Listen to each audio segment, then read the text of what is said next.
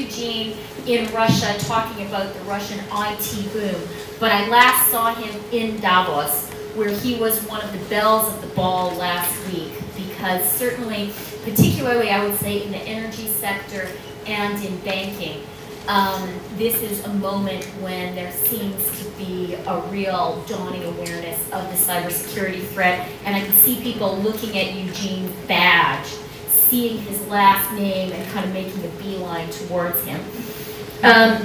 It's a real pleasure to have Howard here on the panel.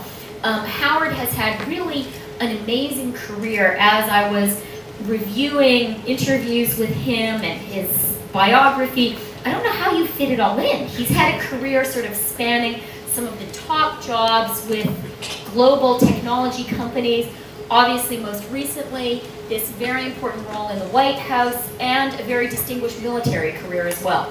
So Howard has occupied this sort of crossroads between the policy at the highest level, military, and technology. And I'm therefore going to start with him. A warning to you both, gentlemen, this is all on the record. So good news for my colleagues in the media who are here. And the three of us will talk until 11 o'clock sharp. We move on to the next item on the agenda. So Howard, here's what I wanted to ask you. You have served most recently in the White House dealing with the cybersecurity issue at this highest geopolitical level. I'd love to hear about the concerns that you have around those tables, the concerns the President has, and if you could maybe also explain how, you know, for those of us who don't have the privilege of serving in the White House, why this should matter. Who gets caught in the crosshairs? Well, thank you, and Eugene, it's good seeing you again, and everyone, thank all of you for being here. And the toughest job is moderating the two of us, because we may be here till about 3 o'clock this afternoon. But in order to deal with the question on hand, it's really interesting because depending upon who you talk to, their perspective is different. What's the most important thing? You mentioned the various sectors Eugene was talking with. In some places it's all about the electricity, it's all about the energy generation sector is probably the most critical. Others say the financial services. And others appropriately say, well, the telecommunications industry. And you start looking at all these pieces, and the bottom line is they're so intertwined, so interdependency, that a failure in any one of those would inevitably, in a relatively short period of time, cause failures in others. The other piece of it, and this is the part that was focused on when I was at the White House the first time after September 11th, were those events that could be done in cyberspace, as we call it, that could indeed cause some sort of a kinetic event. You have a situation where you have a nuclear reactor that interfering with the industrial control system, digital control system, SCADA, whatever you want to call it, that causes it to either not recognize that something is going bad and let it get out of control and cause death and mayhem, in addition to the impact on the critical infrastructure. Or the flip side of that is to make something that's working well look like it's not, and causing people to shut things down, which then has the same effect. So the perspective is different. The biggest challenge is we're all not starting from the same spot. You'll take, and I'll use the energy sector for a moment. If you were to look at just across the United States, the tens of thousands of electrical related companies, whether you're generator, transmission, delivery mechanism, they're different. They're different companies. They're different stages. Some see security as a major component. Other ones are saying, well, we're not going to spend any money because we can't afford to raise rates. So it's really tough in the White House position on how do you look at this and come up with some sort of a plan to solve a problem that's everybody's problem. And last quick comment on that, when you ask questions about what does the President care about? Well, obviously there's two pieces. The Commander-in-Chief, there's the military piece of it, and the defense of the nation. But the other side, the economic viability, which was an interesting and a very, very well thought out position as far as I was concerned. This, unlike the previous position I held, I was dual-hatted between not only the National Security Council, but also the National Economic Council. So you get to legally sit in a room and say, for national security, let's lock this down, let's turn this off, let's make this not work. And on the economic side, says no, leave it on. It has to work faster. It has to do more for less. So it was this constant challenge and pressure trying to balance security with the economic impact that we would have if something does go wrong. I think that's a really good point. I'm just going to ask you a quick follow-up, Howard. How do you strike that balance? Because that's not just a balance that the White House needs to strike. It's a balance that companies need to strike, that individuals need to strike. Well, the simplest thing is you understand there are no absolutes in this sort of security. You must have risk mitigation, risk management processes in place, and the idea of saying somehow everything has got to be 100% secure is not good for business, and you have to sort of look at your own business process, also how that fits into the big scheme when it comes to critical infrastructure, either nationally or globally, and you come out and figure out how do we get down this path. So there's no special key that you can put in and say, okay, we've got the balance. Because it changes day by day, situation by situation, and dependencies on the technology.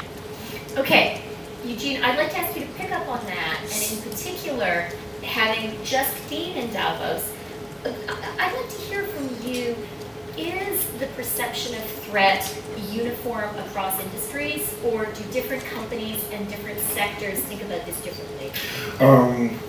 That's a little bit different, because some industries they were victims of their very bad attacks, high-profile attacks, and they are really aware of the cybersecurity issues. Some industries, they know about that, but they were not victims. And it's like they know there was a disaster, but it was in a different city. So there's a little bit different level of awareness. For example, the gas and oil industry, they are really aware because there are two attacks of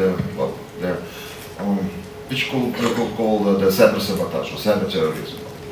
Attack on the Iran oil companies, which we don't have all the details, we don't have samples, but we have more information about the attack on Saudi Arabia Aramco oil company, and that was a big disaster there. So the gas and oil, they are really aware of the security issues, and they are really scared by the possible scenarios.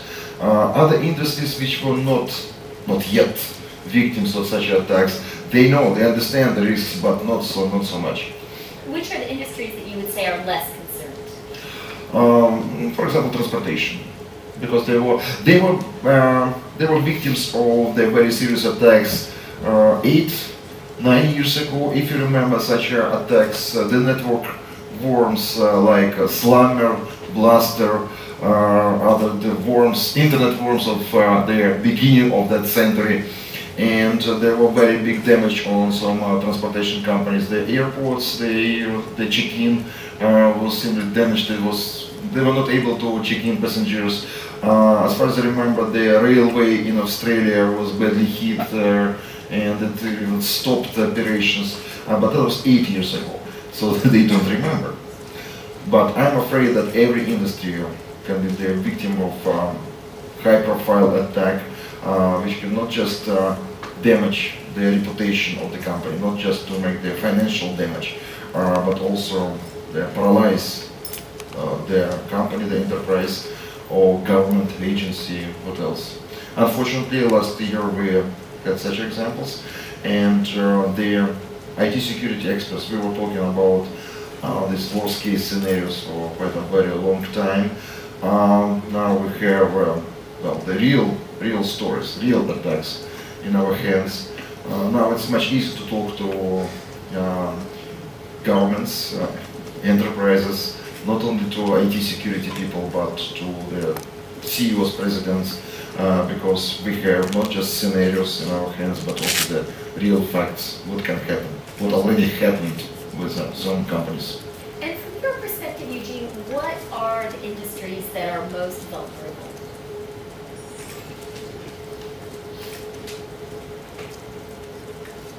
I got to the endless loop.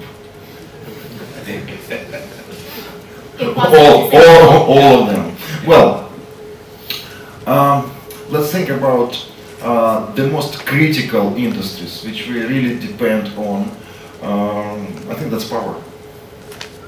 Because if it's a blackout, nothing works. Telecommunications, transportation. I think this is the most critical. Military. Could be military victim of such attack. Sure. Yes, of course, sure. 3 options. So I think that's power, transportation, communication, and military. Okay, well, your point is particularly well made here on 16th Street, because those of us who live in New York, south of 34th Street, saw what it's like to be without power. And it has an immediate and quite chilling impact right away.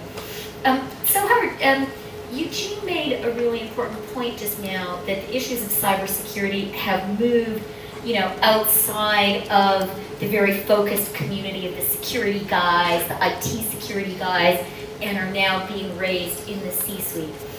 Is he right? And are all CEOs, their top leadership teams, boards, really attuned to this issue?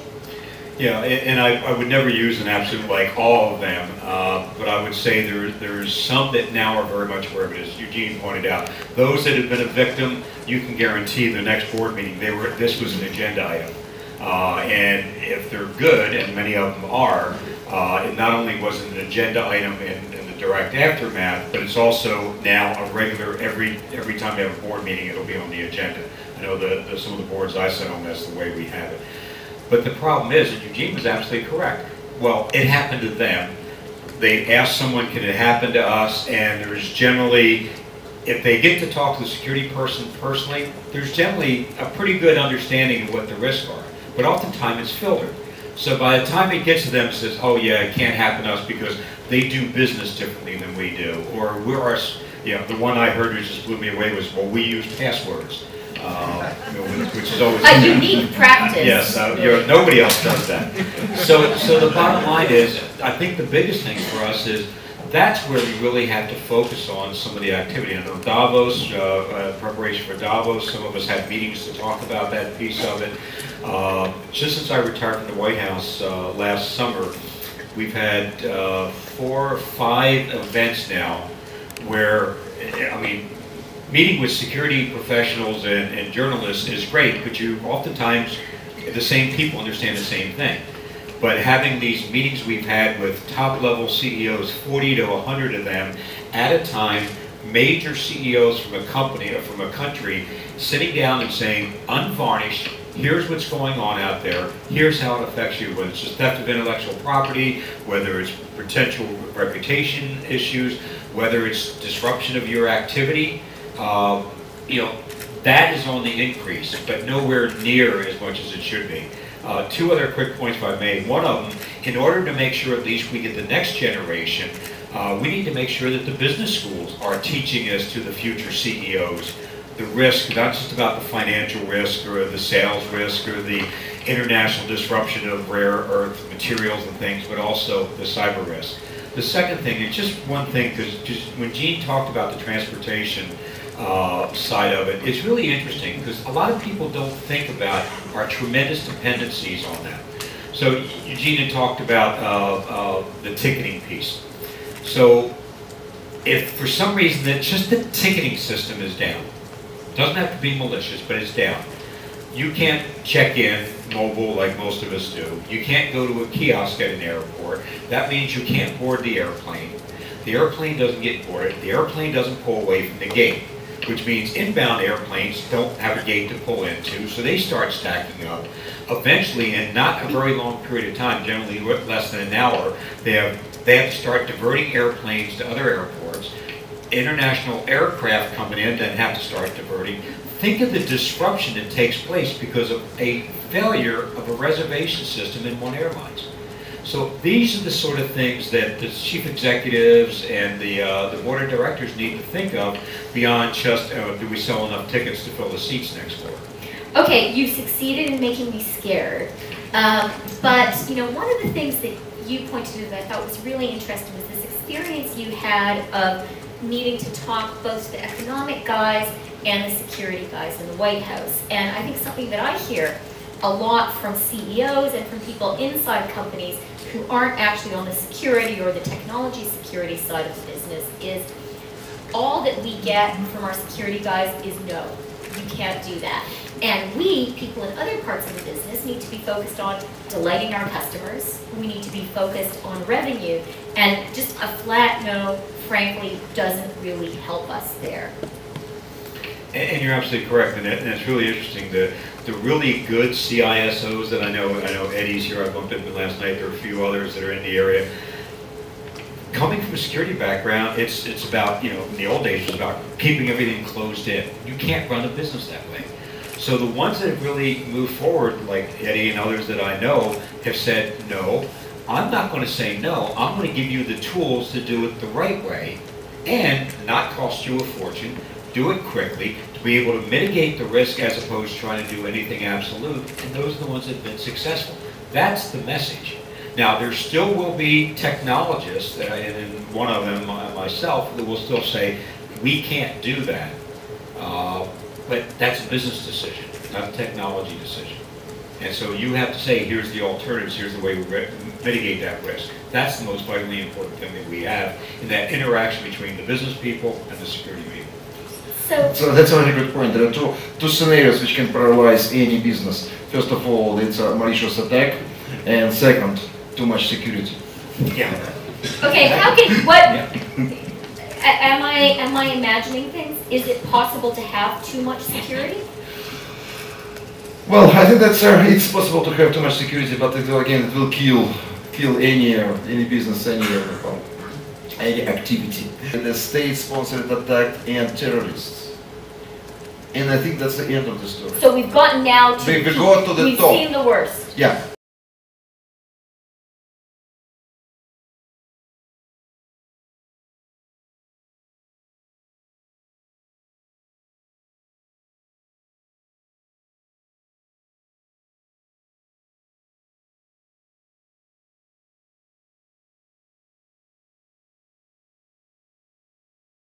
And I don't even remember what it was now, but so I translated that as, there's some basic tenets.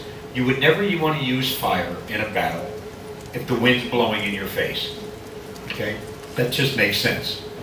The second thing you want to do, if indeed you want to use fire and the wind's blowing in your face, you better hope you have nothing that will catch. If you have something to catch fire, it better not be important to you.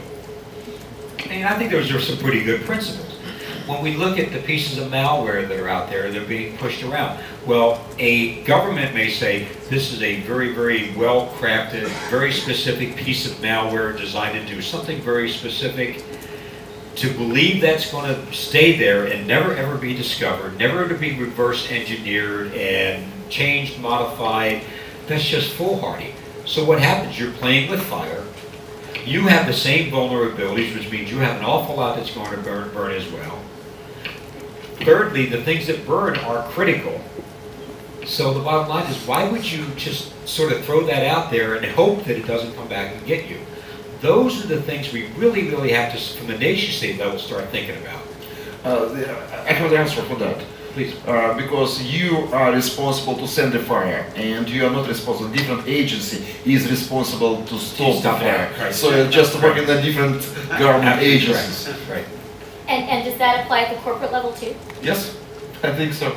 Well, I'm not surprised that if some corporations, they also have their own enterprise intelligence. Well, I'm pretty sure they do. Yes, they do. And maybe they use cyber weapons as well, or cyber espionage attacks. Maybe. Well, I buy this scenario.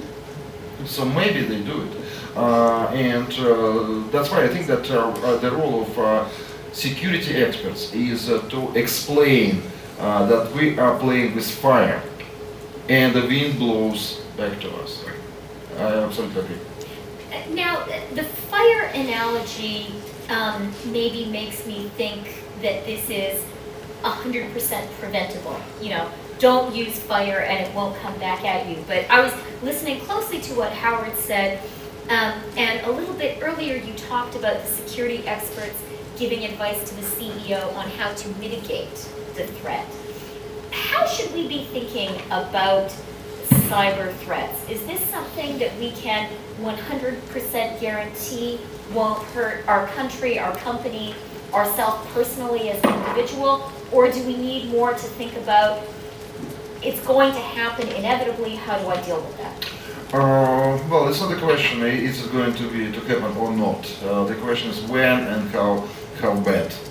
And there are some enterprises, they are facing thousands of attacks a day, especially their financial organizations. For them, it's definitely not a question, are they going to be hacked or not? Well, sooner or later it will happen.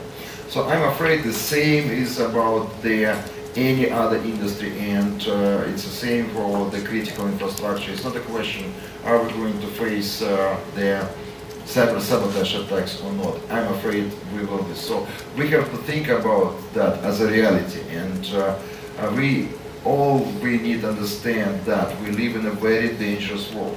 The IT systems, the computer systems, the networks, mobile systems, they were introduced within a very short period of time, and we didn't have time to adapt ourselves and our mindset, the security, to handle these issues.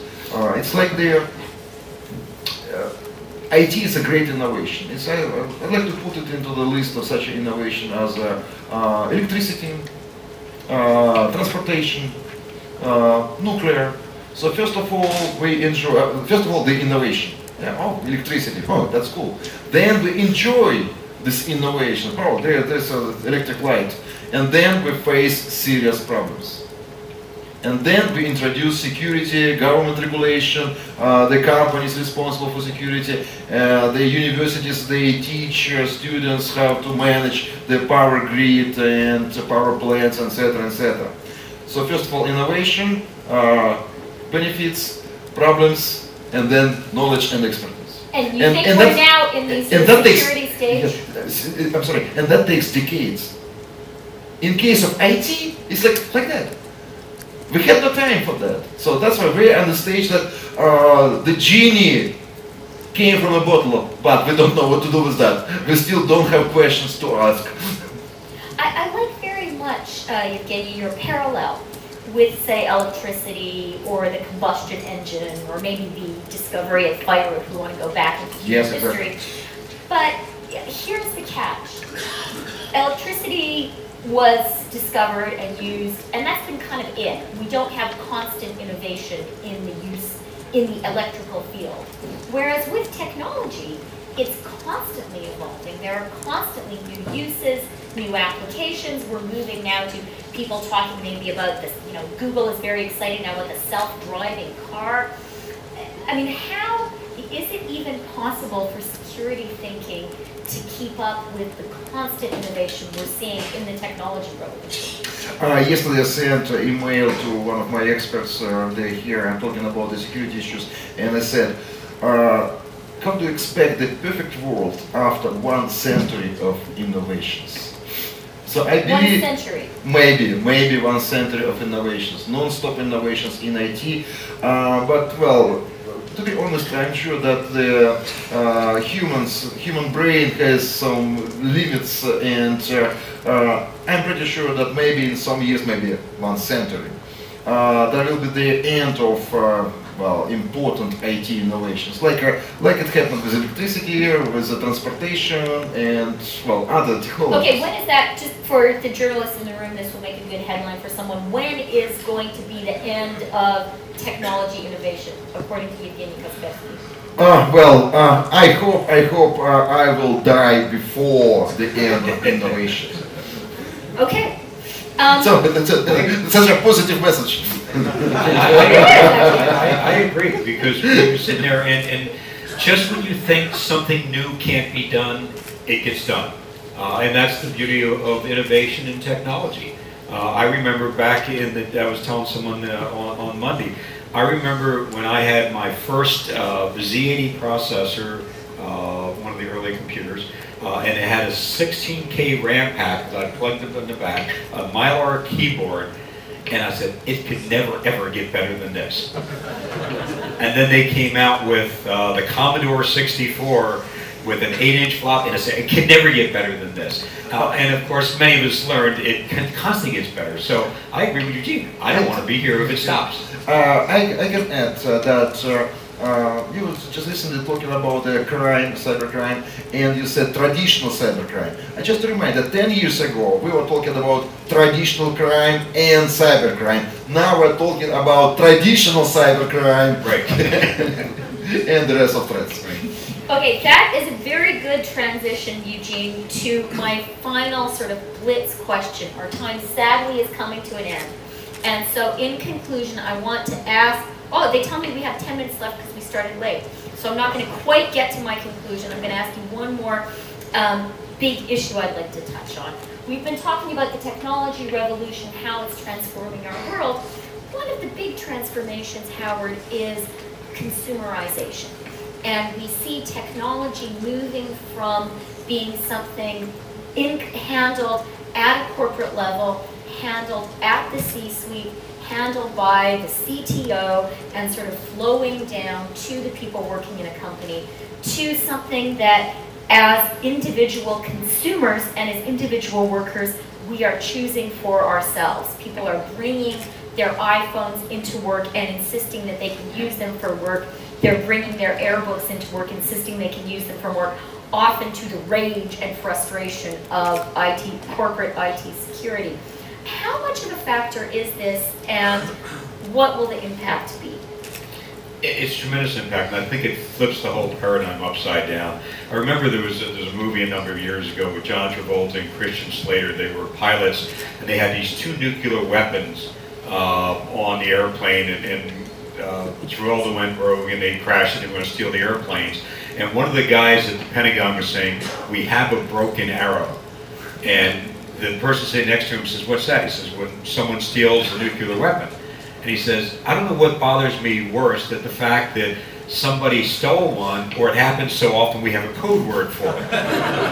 And that's the same thing here. When you look at, where are we at? BYOD is a word now. It's something that we have come used to, because basically so many are bringing their own devices into work. It's no longer saying, here's the technology that you have, here's how you get to use it. You use it in your office, and then you don't get to take it home with you anymore. I remember the days of the old, we used to call MIS departments, that used to set, that was your technology. And one of the most, and over my career, I've been in some interesting positions where we've created conflict, but it's the one where you're sitting there saying, no, the technology you're giving me is not working, it's old, but this is what you get. So what had happened? I went out and bought my own modem, and I would dial up outside, which a lot of people would wind up doing. So it's, and I'm sure that was great for security. Well, at the time, it was security by obscurity. Nobody else knew what was going on. But the point being is, now it's flipped around. People walk in and say, we need this technology.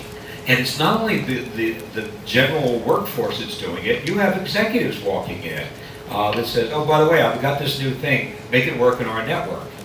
And that's sort of the way it works. The way you deal with that is you're on the front end of that thing. You don't have yourself buried where advancements in technology is sort of a bad thing. You embrace it. You anticipate, how can I make this work better? How can we make the business work better? How can I give that person the ability to sit there on the beach in Maui with their mobile device and answer a question or do a PowerPoint, and then they go back 20 minutes later and do their thing? Those are the sort of things that have to be thought through from corporations, not, once again, stop, you can't use these things on our network. Okay, that sounds like a beautiful scenario. Is it actually happening in most companies? It is. It is, and that's the piece about it. When you start looking at, there is another business reason for this. Instead of you going out and spending, $1,000 US to buy somebody a device to do their job, they bring their own in. You give them a few applications. You give them some way to strong authentication. Use some encryption technology that protects your corporate data. That's a win-win all the way. Excellent. I love the business rationale. Force workers to buy their own working tools. It does not. That's the piece. If you had to force them, they wouldn't do it. Eugene, what do you think about this consumerization and the impact that has on the security issues? I think that we're a happy generation because we were born before the IT revolution, and we still wonder, watching these new technologies, new services. IT security experts, of course, they wonder watching new threats in cyber warfare. And I think it will be changed with a new generation, because the kids, our kids, they used to see all these innovations. They used to live in a world of innovation. So big surprise for them will be the day when innovations just stopped. They will be a big surprise for our kids when there are no more innovations, when the IT, well, sooner or later, maybe they'll come to the plateau. So for us, I think that we can't talk about consumerization, because we still remember the world before technology, all these technologies. I think that we are somewhere, we are a generation in between pre-computer era and computer era. So we are in between. So I don't accept the term consumerization, because I still wonder. This is using Rupert Murdoch's idea of the digital natives versus the digital immigrants. Digital immigrants, digital natives. That's correct. We are immigrants. And what about Howard's term of BYOD? Is that something, bring your own device? Is that something people are talking about? Is that something you see your clients starting to grapple with? What you're talking about? The digital is everywhere. All these screens, this photo camera, the guys who are managing our panel from over there. It's everywhere. I don't like this term, bring your own device. Because here, we are devices if we believe in Matrix. I like that idea, that we are devices. But they are now having conferences, seminars on BYOD. I mean, it becomes like cloud computing. We've been doing cloud computing for a long time.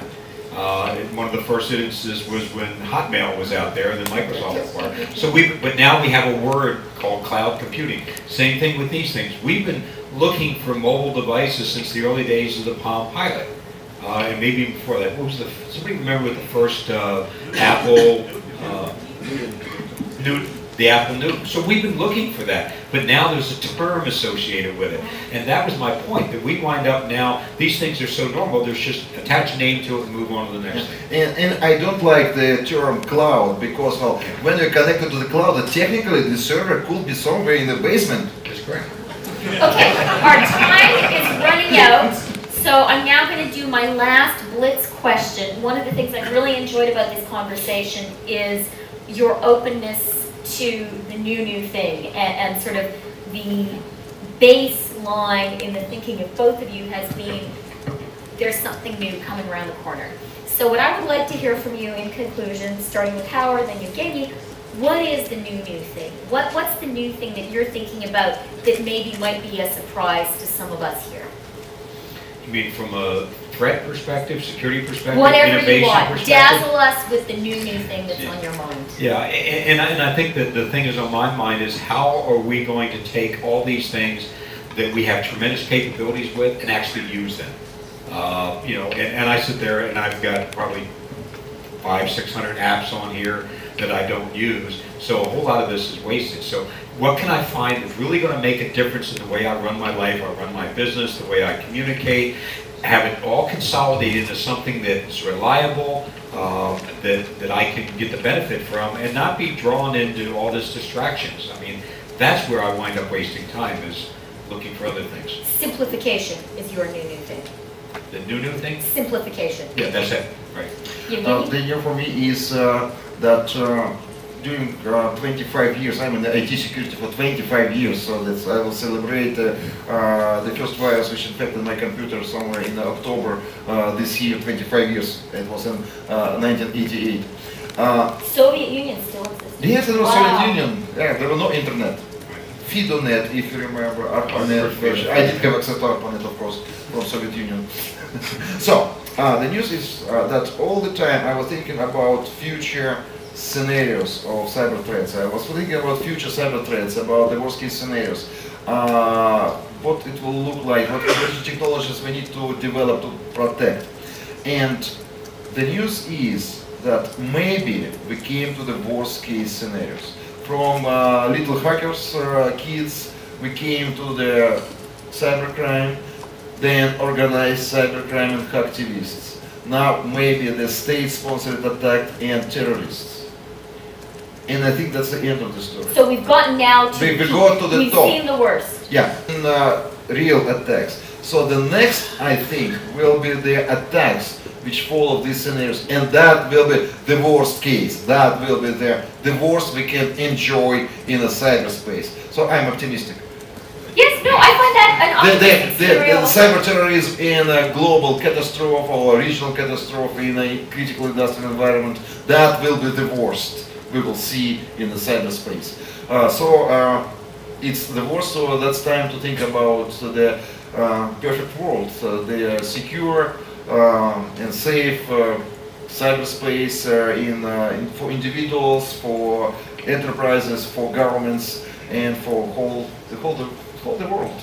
Okay, I'm going to summarize in one sentence. Your point, Yevgeny, is there are no more unknown unknowns, to use that great Yes. Donald Rumsfeld phrase, and I do find that very reassuring. Yes, I think that we explored the universe of cyber threats, and we have a knowledge. We have a map. We have enough.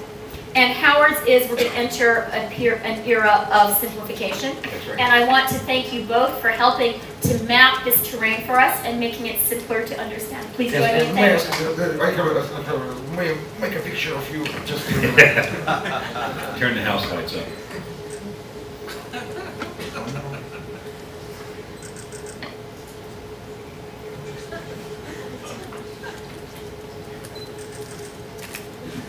Okay, thank you. Okay, thank you.